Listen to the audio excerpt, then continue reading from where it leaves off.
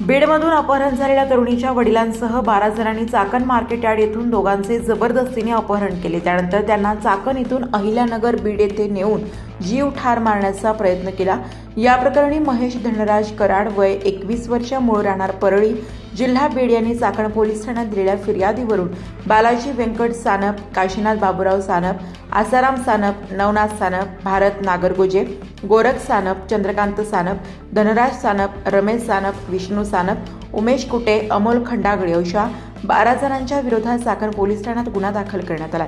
याबाबत चाकण पोलीस ठाण्यात देण्यात आलेल्या फिर्यादीनुसार पहाटेच्या वेळी फिर्यादी महेश कराड व त्याचा मित्र दत्तात्रय डोंबाळे हे पिकअप जीप घेऊन चाकण मार्केटमध्ये भाजीपाला विक्रीसाठी आले होते। त्यानंतर फिर्यादी यांचा मित्र कृष्णा तांदळे याने पळवून नेलेल्या मुलीचे वडील बालाजी सानप व त्यांचे इतर 10 ते 12 नातेवाईक असे चाकण मार्केट यार्डमध्ये आले। त्यांनी फिर्यादी व त्यांचा मित्र यांना ताब्यात घेतले व कृष्णा तांदळे बाबत विचारपूस केली। त्यानंतर या ठिकाणी चाकण पोलीस आले। पोलिसांनी संबंधित सर्वांना चाकण पोलीस स्टेशनमध्ये नेले। कृष्णा तांदळे व त्याच्या सोबत गेलेली मुलगी यांच्याबाबत चौकशी केली, मात्र काहीही माहिती नसल्याचे संबंधित तरुणांनी सांगितल्यावर पोलिसांनी सायंकाळी 4 वाजता पोलीस स्टेशनमधून सोडून दिले।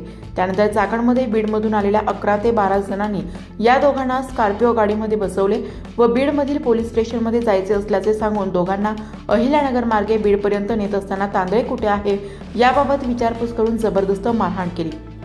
तसेच गाडीखाली लोटून नेण्याची व ठार मारण्याची धमकीही दिली। प्रवासात अहिल्यानगर येथील स्थानिकांच्या लक्षात सदरची घटना आली। त्यावेळी स्थानिकांनी पोलिसांच्या मदतीने या तरुणांची सुटका केली। त्यानंतर याबाबत चाकण पोलीस ठाण्यात गुन्हा दाखल करण्यात आला।